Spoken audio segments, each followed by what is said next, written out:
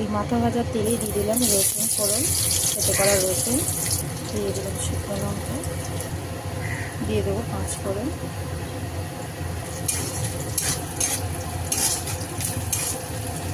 দিয়ে দেবো পেঁয়াজ কুচানো,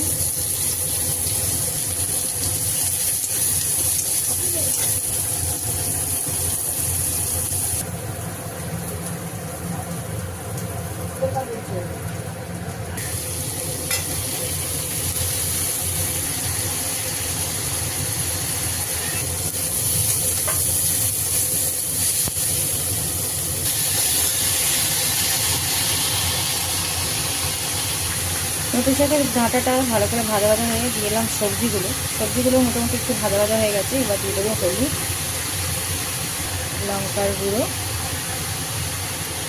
নুন,